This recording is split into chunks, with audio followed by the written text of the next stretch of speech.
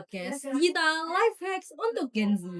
Dalam episode kali ini, kita akan bahas 4 poin penting, yakni yang pertama, reality check tentang kehidupan digital Gen Z. Yang kedua, strategi pengembangan diri di era digital. Yang ketiga, cara monetisasi skill dan kreativitas. Dan yang terakhir, ada tips menggunakan media sosial untuk pertumbuhan. Sebelumnya, perkenalkan nama saya Samratusania Audia Sabrina dan rekan saya Naila Aulia Putri Afandi dan rekan saya. Aulia Fitria, kita bertiga di sini saling belajar dan berjuang bareng-bareng di dunia digital ini. Oke, guys, sebelum kita mulai nih, aku ada pertanyaan cepat buat kalian. Kira-kira nih, tadi pagi, kalian hal pertama apa yang kalian lakukan saat bangun pagi? Jujur aja nih, aku langsung buka HP, aku langsung cek notif, bahkan sampai scroll TikTok karena emang saking asiknya aja. Kalau kamu? Sama banget, aku juga sama kayak kamu. Tapi kadang aku itu tiba-tiba kayak ngerasa bersalah. Kayak aku kepikiran kenapa aku lebih mementingkan HP di saat bangun tidur daripada diri sendiri. Nah, itu nih yang kita bahas hari ini. Kita kan Gen Z nih. Gen Z ini bener-bener anak digital banget nih. Nah, kita tumbuh bareng internet. Tapi, apakah kita udah pakai internet dengan cara yang optimal? Karena internet juga ada plus dan minusnya. Jujur aja sih kayak enggak ya. Dari contoh kita scroll TikTok aja, semua video masuk dari genre yang sedih, terus habis itu yang bikin kita ketawa, motivasi. Jadi di otak kita itu muternya itu gak secara baik gitu loh, full terus. Bener banget. Dan yang bahayanya tuh kadang tuh kita itu dapat ide cemerlang dari kita scroll-scroll gitu. Nah, tapi lama-kelamaan kalau kita scroll itu terus tiba-tiba kita itu kayak insecure melihat kayak orang itu kayak kelihatan sempurna banget gitu. Nah, itu yang bikin kita menjadi overthinking, FOMO, budaya perbandingan, semuanya nyata guys. Tapi di sisi lain, dunia digital juga ngasih kita akses unlimited nih ke pengetahuan, peluang, dan koneksi gitu. Berarti misi kita itu hidup di era bisnis tanpa adanya anti teknologi tapi pro teknologi ya. Tepat sekali. Jadi, mari kita dengarkan karena kita bakal share tips cerita pribadi dan mudah-mudahan bikin kalian sadar terkait gimana memanfaatkan dunia digital untuk jadi versi terbaik dari kalian. Baiklah, ayo kita mulai ke segmen pertama.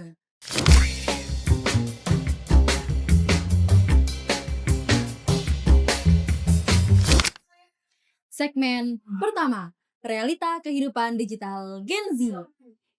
Oke guys, kita mulai ya. Kita ini secara harfiahnya ya, Gen Z itu hidup di tengah-tengah. Maksudnya generasi sebelumnya mereka itu kayak nggak hidup dengan semua media digital. Sedangkan generasi berikutnya mereka bakal hidup di semua yang serba digital itu. Ya, jadi kita tuh benar-benar hidup di dua dunia sekaligus. Yang pertama, dunia realita kita, dan yang kedua yaitu persona branding kehidupan kita di digital. Dan terkadang keduanya itu beda banget. Nah, contohnya nih, di Instagram kita kelihatan kayak estetik, kita foto-foto kopi estetik tuh, terus ada meja belajar yang rapi, terus vibe-nya tuh kayak hari-hari produktif banget gitu Iya. loh. Nah, tapi nyatanya itu kayak kamar kita berantakan, tugas kita belum selesai, terus tingkat kecemasan, overthinking tuh tinggi loh teman-teman. Iya lagi, tapi kan semuanya nggak kayak gitu. Biasanya orang itu upload di media sosial ya emang yang baik-baik aja. Waktu downnya mereka ya mereka nggak bakal upload. Nah benar, dan itu yang bikin kita FOMO. Dan karena kita FOMO terus kayak kita merasa takut ketinggalan. Contohnya kadang kita itu lihat teman kita ada yang sudah magang di perusahaan A, terus ada teman kita yang sudah kerja terus dapat income yang 10 juta per bulan. Terus kadang kita juga melihat teman kita kayak bisa jalan-jalan ke luar negeri. Nah itu buat kita kayak merasa FOMO gitu. Nah, sementara kita teman-teman masih mencari tahu apa yang mau kita lakukan dengan hidup, terus masih berjuang sama tugas kuliah, terus juga nggak tahu arahnya kita mau kemana gitu. Tapi itu normal gak sih? Karena kan semua orang punya timeline-nya masing-masing buat dia menentukan nilai-nilai yang mereka tuju. Iya sih, tapi kayak kadang itu ada masalah digital burnout atau kelelahan digital kayak gitu. Terus katanya itu menurut survei rata-rata Gen Z itu menghabiskan waktu 4 sampai 6 jam sehari di media sosial. Dan itu tuh kayak sepertiga waktu kita bangun. Gila kan? Dalam 4 sampai 6 jam itu berapa persen yang beneran produktif atau bermanfaat buat kita loh? Paling mungkin cuma 20% kali ya, sisanya cuma buat scroll TikTok, lihat video, melakukan hal yang kurang bermanfaat. Nah, kebiasaan digital mahasiswa Gen Z sekarang ini yang paling relate menurutku itu yang pertama itu kayak tadi misal cek HP sebelum tidur dan sesudah bangun. Terus yang kedua, kita itu makan sambil scrolling TikTok. Terus yang ketiga itu kadang kita tuh mau nugas nih, buka tugas, tapi malah kepencet notif dan ujung-ujungnya itu kita kayak ke distract melihat kayak apapun gitu di HP. Akurat. Dan yang paling licik paling licik dalam dunia digital itu apalah? Gangguan dan distraksi, teman-teman. Jadi kita rencanakan mau belajar, misal nih mau belajar 2 jam, tapi dalam 2 jam itu 30 menit nih, cuma belajar benerannya itu cuma 30 menit. Yang sisanya paling kayak keganggu sama ke-distract sama notif, ke-distract sama kayak misal cuma lihat sebentar wis. Padahal nyatanya eh tadi bilangnya cuma lihat sebentar tapi nyatanya sejam gitu. Tapi ya guys, kayak lihat dari semuanya multitasking itu mitos tau. Soalnya kayak kita itu diarahin dengan berbagai semua tujuan yang ada di otak kita. Sedangkan otak kita itu diciptakan untuk hanya fokus pada satu tujuan. Gak bisa kalau banyak-banyak. Jadi apa solusinya? Apakah di sini itu kita sudah selesai gitu? Enggak lah, dunia digital itu netral. Ini tuh cuma alat, tergantung kita yang pakai loh. Dan mulai yang bakal kita explore lebih dalam ke segmen-segmen berikutnya. Tuh. Tapi di dunia digital itu banyak sisi baiknya loh. Misalkan ya, kalian bisa lihat YouTube untuk edukasi. Habis itu kursus online tuh kalian juga bisa mendapatkan ilmu kan. Terus kalau mau cari jaring global itu dari LinkedIn atau dari Twitter juga. Untuk yang platform untuk video kreatif dari TikTok, Instagram, YouTube juga bisa kan. Nah, platform digital itu juga bisa menentukan peluang income kita. Berarti di sini jadi masalahnya bukan digitalnya ya, tapi cara menggunakannya. Dan itu yang bakal kita pelajari hari ini.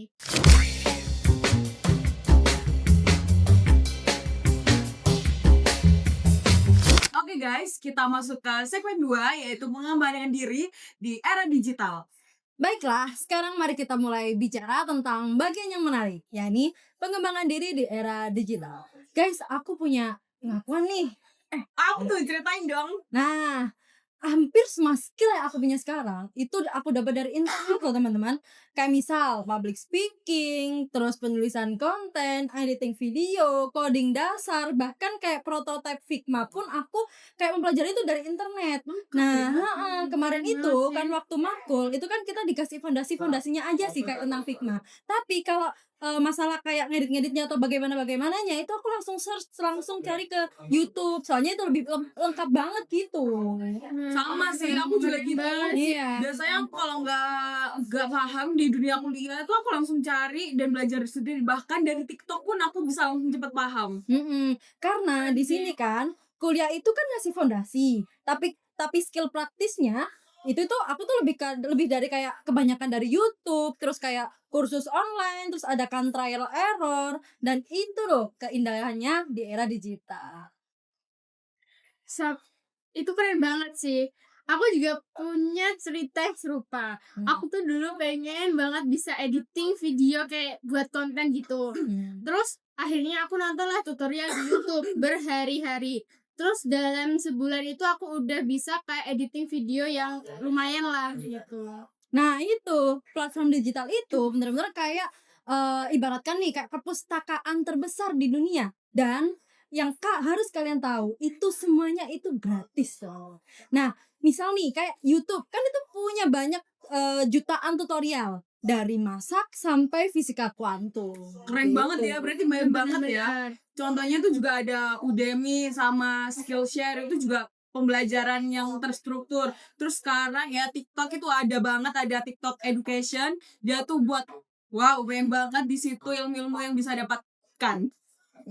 Aku itu juga kemarin tuh tahu di internet itu kayak ada Khan Academy buat matematika dan sains, kemudian ada Duolingo gitu buat bahasa, kemudian ada juga kayak Medium buat baca artikel yang insightful, dan semua ini katanya itu bisa diakses untuk umum, guys. Nah, dan yang paling mengubah permainan adalah konsep microlearning-nya atau yang bisa kita sebut dengan pembelajaran mikro. Jadi kita nggak perlu komitmen kayak misal 5 jam nih kita harus belajar, nggak perlu. Jadi kita kayak 15 menit aja udah bisa menguasai sesuatu yang baru. Betul Gitu. banget. Jadi per hari kita itu cukup belajar 15 sampai 30 menit, dan itu harus konsisten ya. Sehingga kita 1 bulan itu bisa dapat 5 sampai 17 jam sampai 15 jam pembelajaran yang efektif. Aku juga punya contoh pribadi nih dari aku. Aku tuh pengen meningkatkan kayak kemampuan berbicara bahasa Inggrisku. Kemudian akhirnya aku kayak komit berhari-hari, itu dalam sehari itu aku komit 20 menit seharinya itu. Terus aku bagi buat 10 menitnya itu nonton podcast di YouTube sambil aku kayak latihan speakingnya. Kemudian 10 menitnya lagi aku buat praktek kayak berbicara bahasa Inggris, terus aku rekam gitu. Terus gimana? Terus dalam 3 bulan nih setelah aku komit 20 menit per hari itu, terus tiba-tiba kan aku rekam nih. Jadi yang kepercayaan diriku tuh kayak naik gitu. Terus kosakataku pun juga bertambah kan karena aku sering komit 20 menit itu. Kemudian pelafalanku, terus pronunciationku pas berbicara bahasa Inggris pun juga kayak lebih baik. Dan itu cuman aku komit dari 20 menit sehari itu. Berarti emang kuncinya itu konsistensi ya, Iya, bukan bener banget. yang lainnya. Nah, dari tadi kan udah bahas nih tentang konsistensi. Sekarang ayo kita beralih ke pembahasan personal branding. Nah, Gen Z sendiri adalah generasi pertama yang bisa membangun kehadiran profesional sebelum kerja formal. Karena Gen Z kan Gen Z kan gen yang masuki Iya. masuki era internet gitu ya. Jadi kita perlu yang namanya membangun personal branding gitu. Nah, di era digital ini kita bisa memanfaatkan LinkedIn ya. Itu bisa buat CV kita. Tapi itu tuh juga bukan cuma buat CV doang. Itu tuh portofolio hidup kita. Kita bisa share artikel, proyek, wawasan yang kita punya, terus akademi-akademi yang kita semua punya, bisa di-share di situ. Katanya juga selain ini tuh kita itu juga bisa kayak terhubung sama profesional di industri itu lewat Twitter atau yang sekarang itu disebut X. Nah, di situ juga katanya tuh banyak peluang kerja datang itu dari networking melalui Twitter atau X tersebut, guys. Lah karena website portofolio itu teman-teman bisa membuat kita memamerkan karya kreatif kita. Kayak misal ada Medium atau blog buat share keahlian dan tulisan-tulisan kita gitu loh, biar orang-orang itu ngerti, akhirnya attract sama kita. Betul gitu. banget. Dan yang paling penting itu pengakuan ya. Nggak usah cuma ditulis doang, tapi kalian nggak bisa kerja di situ. Harus ditunjukkan bukti nyatanya. Ya, terus aku tuh juga kayak dengar pendapat gitu dari orang, tapi pendapatnya itu kayak nggak populer sih. Itu ada yang bilang katanya kalau nilai digital itu lebih penting daripada sertifikat, dan ternyata itu benar. Sekarang itu recruiter itu lebih tertarik melihat apa yang sudah kita hasilkan gitu daripada melihat seberapa banyak sertifikat yang kita udah kantongin gitu katanya. Benar, lebih baik punya 3 proyek nyata yang bisa ditunjukkan kepada masyarakat atau recruiter daripada 20 sertifikat yang nggak ada bukti prakteknya. Betul. Dan sekarang AI juga sangat maju ya. Kita punya ChatGPT buat searching semuanya, ada Canva buat edit, CapCut buat edit video, semuanya itu sudah kita ada dia. Iya, terus kemudian ada juga ini aku gunain kayak Grammarly gitu buat ningkatin penulisan aku. Terus ada Hemingway editor gitu buat menyederhanakan teks. Kemudian kadang pas edit video itu aku menggunakan Otter.ai buat transkripsi audio. Nah, sekarang kan hambatan masuknya itu sangat rendah ya. Kalau nggak sekarang tuh kayak hambatan masuknya kan rendah. Jadi kalian tuh nggak perlu nih pakai kayak misal software atau peralatan-peralatan mahal. Cukup nih kalian pakai smartphone kalian aja sama laptop gitu. Berarti tantangannya kita harus pilih satu apapun yang bisa meningkatkan value diri kita. Jadi kayak misalkan editing, desain grafis, mengedit video. Ya, selain itu kita juga bisa coba kayak kita itu komit misal 30 menit atau 20 menit dalam sehari itu, dan kita komitnya itu kayak selama sebulan. Terus selain komit itu kita cari sumber gratisnya itu di YouTube atau platform lain lah. Terus kita bisa lihat hasilnya komit kita itu setelah sebulan atau 2 bulan kita coba itu. Percaya deh, dalam sebulan nanti kalian bakal kaget sama hasilnya, sama Bener progres kalian banget. tuh bakal kaget. Dan mungkin skill itu bisa jadi side income kalian atau bahkan karir di masa depan. Betul, kuncinya adalah mulai. Kita harus mulai ya guys. Kalau nggak mulai-mulai ya nggak bakal jalan. Dan juga ketika udah mulai, kita harus konsisten sama apa yang akan kita lakukan.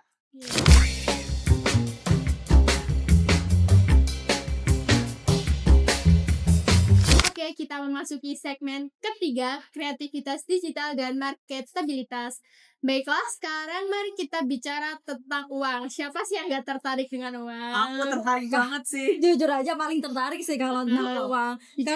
Karena kan kita semua kan kayak pengen kan merasain kayak financial freedom itu atau yang bisa disebut dengan kemandirian finansial. Kita kan juga gak mau kan terus-terusan kayak minta orang tua, terus kayak apa ya, bergantungan gitu loh sama orang tua. Kita juga ingin kan bertanggung jawab atas diri kita sendiri. Betul. Dan kabar baiknya itu di era digital sekarang itu kita itu dikasih peluang yang lebih dari generasi sebelumnya yang mereka nggak punya. Jadi selamat datang di era micro entrepreneurship atau yang disebut kewirausahaan mikro. Jadi, apa sih micro entrepreneurship itu? Jadi pada dasarnya micro entrepreneurship itu yaitu kayak memulai bisnis kecil atau freelance dengan modal yang sangat minimal, dan buat memulainya itu kalian nggak perlu kayak toko fisik gitu, dan nggak perlu modal yang sangat besar. Nah, aku punya contoh konkret nih. Aku punya teman, dia itu jago sekali kayak desain-desain gitu loh. Per Canva, per Corelan, Photoshop Studio itu dia tuh jago banget. Nah, dia itu kayak mulai-mulai nawarin gitu ke WhatsApp, Twitter, Instagram. Nah, habis itu dia tuh ada yang tertarik ke dia, mau kayak desain-desain logo ke dia gitu loh. Akhirnya dia ngasih rate awal. Nah, rate awalnya kayaknya aku kemarin tuh tanya deh, ke dia itu cuma 50.000 aja. Terus Nah, dalam 3 bulan langsung nih dia itu udah punya sekitar 20-an lebih klien. Itu kan apa ya, portofolio kita kan bisa jadi lebih bagus kan Iya, gara-gara betul. kayak banyak klien dan udah makin banyak yang percaya sama kita. Itu rate card-nya sekarang naik dari 200 sampai 300.000 per logo, Keren bayangin. juga ya. Iya, itu kan side income yang signifikan kan buat Iya, mahasiswa. betul. Wah, itu keren banget sih. Hmm. Aku juga punya cerita yang serupa nih guys. Hmm. Jadi aku tuh punya temen, dia ini kayak jago nulis gitu. Terus suatu hari itu dia butuh uang. Terus akhirnya dia tuh kayak nyari-nyari freelance, dan dia tuh memberanikan diri buat freelance ya, jadi copywriter gitu. Dan aku lihat itu dia tuh kayak bikin caption Instagram, kemudian bikin rencana konten, kemudian email marketing, dan kayak masih banyak lagi gitu. Kayak keren banget. Berarti skill-skill sederhana kayak gitu tuh sangat dibutuhkan ya, apalagi di era bisnis digital ini kita itu semuanya tuh butuh orang buat ngehandle bisnis kita. Iya, benar. Nah, aku akan ngasih tahu nih ke kalian kayak skill-skill apa sih yang marketable di era digital. Yang pertama ada desain grafis, yang di dalamnya tentunya ada kayak misal desain logo, postingan media sosial, desain presentasi, sampai infografis. Yang kedua aku juga ada nih, yaitu pembuatan konten karena itu penting banget ya. Yang di dalamnya tuh ada copywriting, yaitu caption, iklan, email, dan juga editing video, fotografi, perencanaan konten buat langkah ke depannya agar kita itu tahu apa yang bakal dikontenin. Aku juga ada nih contoh yang lainnya, yaitu digital marketing. Dan digital marketing ini maksudnya itu kita kayak harus bisa manajemen media sosial, manajemen iklan, pembuatan SEO, kemudian ada email marketing. Nah, yang skill keempat itu ada skill teknis nih teman-teman. Kayak misal, di dalamnya kayak misal kita mempelajari tentang pengembangan web, pengembangan aplikasi, entry data, sampai manajemen spreadsheet gitu. Dan yang sekarang nih ya, yang paling baru, paling hype itu adalah layanan terkait AI. Jadi semua bisnis tuh butuh orang buat ngehandle AI itu gimana cara kerjanya, terus habis itu pembuatan konten. Jadi mereka itu nggak butuh apa-apa lagi. Mereka cuma butuh orang yang bisa ngehandle gimana caranya menjalankan AI dengan baik. Bener banget, dan katanya itu yang menarik itu kita itu nggak perlu kayak ningkatin expert buat mulai monetisasi. Katanya tuh kita tuh cukup kayak lebih baik dari rata-rata dan punya layanan yang variabel gitu. Tepat sekali. Lah sekarang kita waktunya pendapat yang nggak populer itu kita munculkan. Karena, apa ya, konten kalian itu nggak perlu yang namanya sempurna dulu teman-teman, atau setingkat expert. Yang perlu kita ketahui kalau kita mulai itu adalah konten yang paling relate dan konsisten. Nah, sekarang itu juga kita bisa ngelihat konten kreator yang udah tinggi-tinggi ya. Mereka itu nggak punya keahlian formal, tapi mereka itu bisa resonan sama target audiensnya. Iya, betul. Ya karena kita itu kan orang terhubung dengan orang ya, bukan kayak kita menuntut untuk kesempurnaan gitu. Dan kita itu katanya tuh keaslian itu bakal kalah sama kesempurnaan. Nah, sekarang nih, tadi kan kita udah bahas tentang hard skill. Nah, sekarang ayo kita bahas tentang soft skill. Nah, ini nih soft skill yang underrated tapi super penting. Yang pertama ada storytelling. Nah, kenapa kok storytelling itu penting? Karena kalau misal kita mau jadi kayak content creator atau misal jadi dosen atau jadi apapun, kalau tanpa bisa storytelling itu tidak akan membuat audiens percaya kepada kita. Kayak misalnya, ini beneran nggak sih? Terus kayak, oh orangnya nggak terlalu asik, gimana sih penyampaiannya kok cuma gini aja, oh kan kayak terlalu monoton atau gimana. Kalau orang pinter storytelling kan nanti kayak misal, ini orang seru banget, aku suka, terus ilmunya juga kita dapet gitu. Jadi skill storytelling itu bisa menyampaikan pesan dengan menarik dan bisa membuat orang-orang itu kayak attract ke kita.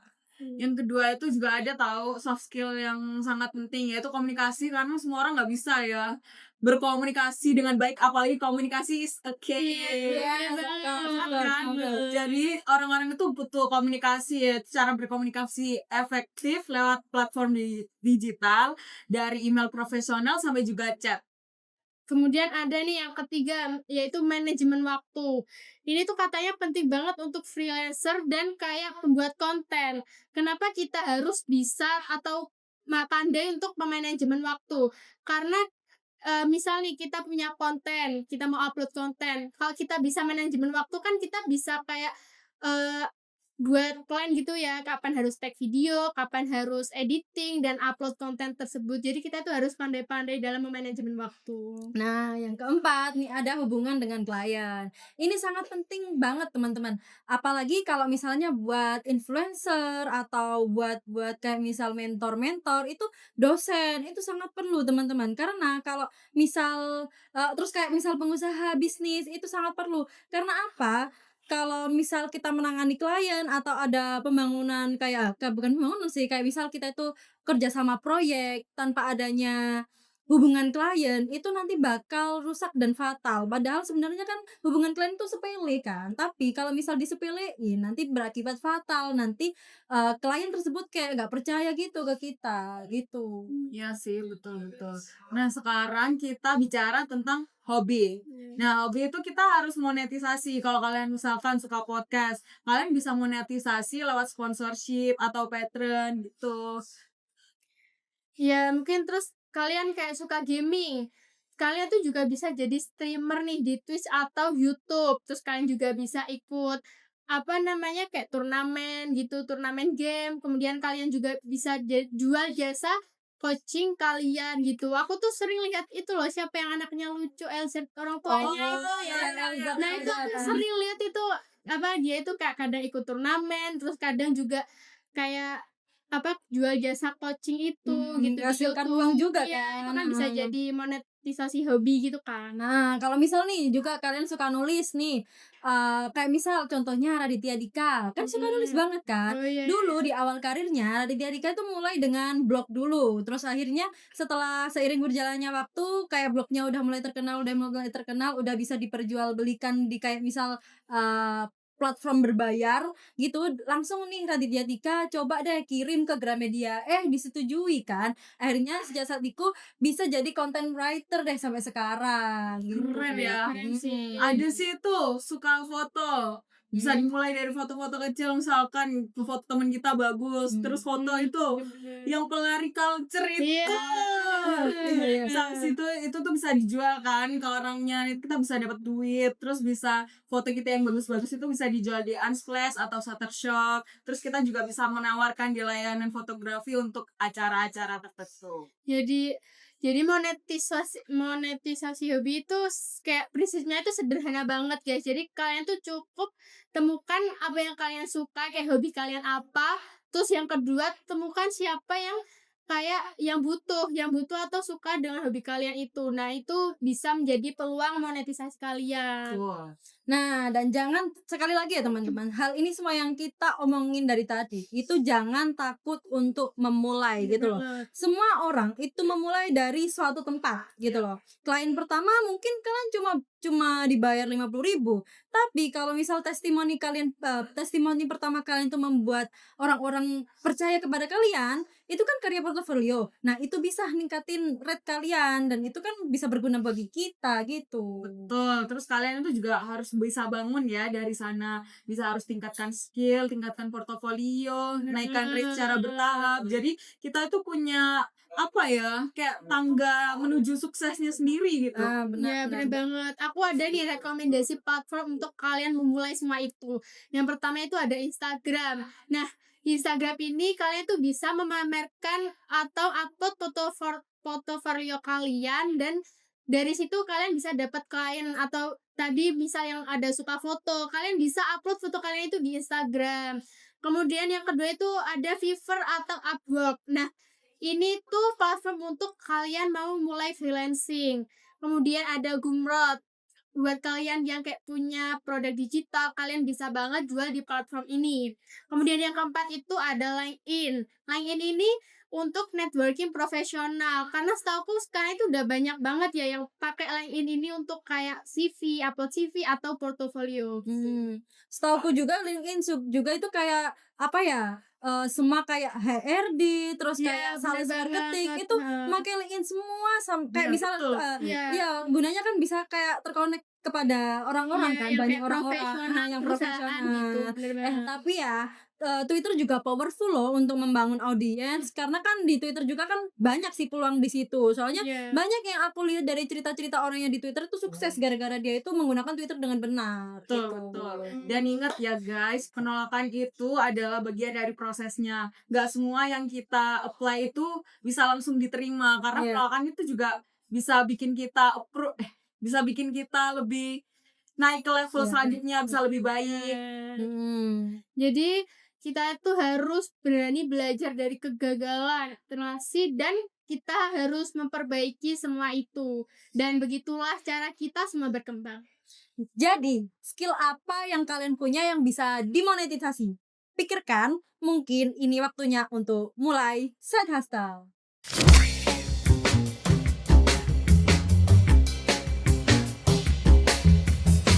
Nah, kita memasuki segmen yang terakhir, yakni segmen 4 yang bertema media sosial sebagai alat pertumbuhan pribadi. Oke, segmen utama terakhir yaitu media sosial sebagai alat pertumbuhan pribadi. Kedengarannya itu kayak kontradiksi gak sih? Setelah sih iya ya. Karena katanya tuh reputasi di media sosial itu kan toksik. Terus katanya bisa bikin kita insecure dan kayak buang-buang waktu Iya gitu. sih. Tapi teman-teman, dengarkan aku. Karena media sosial itu alat. Sekali lagi, media sosial itu alat.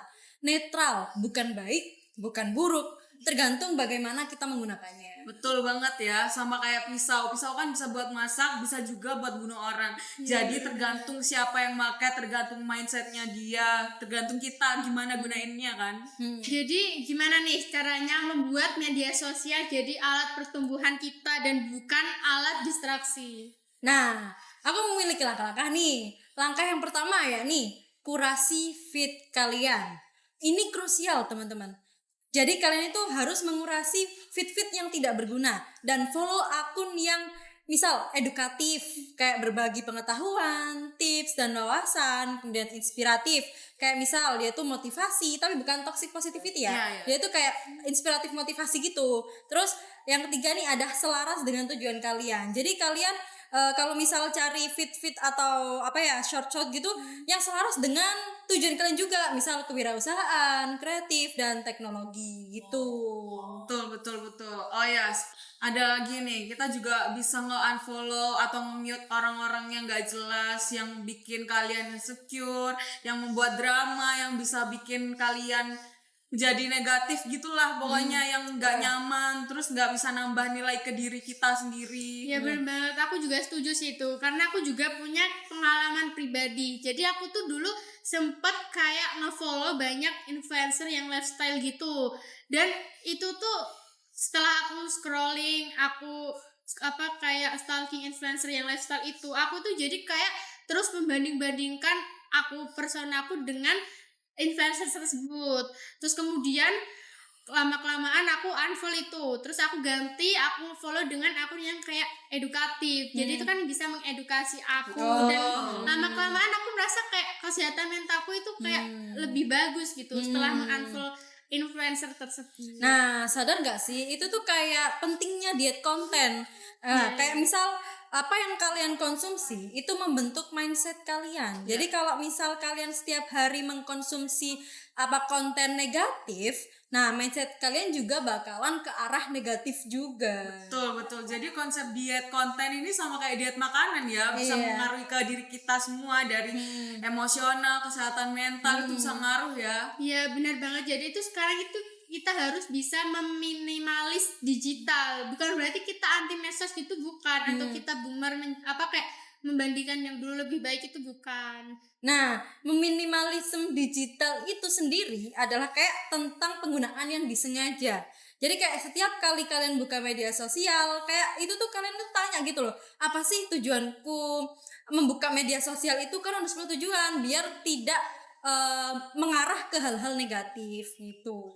Jadi kalian itu bisa bedain scrolling yang produktif sama scrolling yang toxic. Misalkan scrolling yang produktif itu kalian bisa baca tweets yang edukatif, yang bisa menambah value kalian. Terus habis itu menonton tutorial yang bisa membuat kalian lebih membuka wawasan yang lain. Terus networking dan juga engagement yang tulus. Terus ada riset buat proyek-proyek kalian. Ya, terus contoh kayak scrolling yang toxic itu misalnya kalian tuh scrolling terus menerus tanpa ada tujuan. Jadi kan kalian tuh scrolling lama gak ada tujuannya, kayak cuman sekedar scrolling. Terus yang kedua, kalian itu scrolling sambil kayak membandingkan hidup kalian itu dengan orang lain gitu. Kemudian mengonsumsi drama dan kayak konten-konten yang negatif.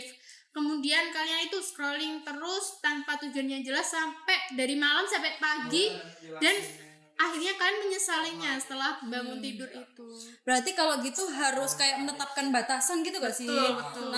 Jadi kayak misal menetapkan batasan, misalnya nih kayak gak ada HP, rulesnya gini, gak ada HP sejam sebelum tidur gitu kan. Terus kayak misal gak scrolling di bangun pagi pertama, kayak misal bangun pagi pertama kalian kan tadi kan langsung scrolling gitu, kayak dikurangi. Terus habis itu kayak batas waktu layar per aplikasi, jadi kayak misal per TikTok, per WA itu kayak misal 2 jam aja, nggak perlu screen time-nya itu nggak perlu lebih. Terus kayak waktu media sosial juga ditentukan gitu.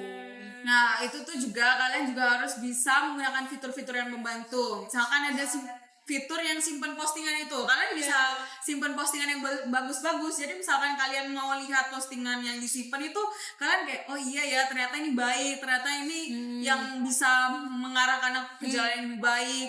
Terus buat daftar Twitter untuk kurasi konten yang berdasarkan topik yang kalian mau. Habis itu subscribe newsletter daripada scrolling feed yang gak jelas, yang bisa membangun kalian lebih ke arah yang lebih baik lah. Terus habis itu gunakan mode fokus atau timer aplikasi. Ya bener banget. Dan yang paling penting itu kita itu kan harus sadar ya, kita tuh kayak harus sadar dan kita memperhatikan kayak scrollingnya itu karena bosan atau kita scrolling karena emang kita minat tulus pengen ada tujuannya lah gitu. Karena menurut pribadi aku sendiri itu ya, media sosial itu bisa powerful untuk belajar kalau digunakan dengan benar. Nah, aku tuh sering banyak belajar dari tweet Twitter juga, terus artikel LinkedIn dan video YouTube gitu. Betul banget, postingan komersial Instagram, TikTok, terus X itu kan juga terpengaruh dari kita seringnya buka apa. Kalau misalkan kita bukanya yang positif-positif kan Iya, biasanya selalu yang positif ya, Iya. tergantung kitanya. Iya, Jadi benar, semua benar. itu berharga kalau kita bisa menggunakan dengan baik. Ya, jadi intinya itu jangan biarkan media sosial itu mengontrol diri kita gitu. Jadi harus kita yang mengontrol media sosial Iya, gitu ya. benar.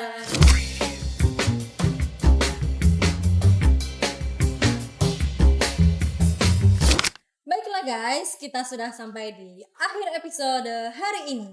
Waktu cepat berlalu ketika kita bersenang-senang ya ternyata. Ya betul banget. Nggak kerasa ya Kalau udah seneng itu di akhir bener-bener gitu. cepet banget ya. Ngobrolnya ngalir terus soalnya dari Betul. tadi. Jadi ayo kita rekap ya. Tadi Iya. kita ngobrolin apa aja nih. Jadi tadi yang pertama itu kita ngobrolin tentang realita kehidupan digital Gen Z, mulai dari FOMO, burnout, terus juga kayak peluang apa sih di dunia digital bisnis ini. Nah, yang kedua nih, pengembangan diri di era digital. Jadi kayak bagaimana kalian belajar hampir semua skill secara gratis, kemudian membangun personal branding dan menciptakan nilai digital. Nah, yang ketiga tadi kita udah bahas kreativitas bisnis digital dan marketabilitas. Lalu ada micro entrepreneurship, monetisasi skill dan juga mengubah hobi menjadi income kita. Benar, dan yang terakhir kita tadi membahas terkait media sosial sebagai alat pertumbuhan, gimana kita diet konten, meminimalis digital, kemudian bagaimana kita menggunakan media sosial tersebut secara sadar. Nah, pesan keseluruhannya adalah dunia digital itu bukan musuh. Ini adalah alat powerful kalau kita baik menggunakannya. Betul, dan sekarang waktunya kita menantang kalian semua. Are you ready guys? Oke, harus ready dong. Harus lah. Jadi minggu ini kami tantang kalian untuk habiskan 1 jam kalian untuk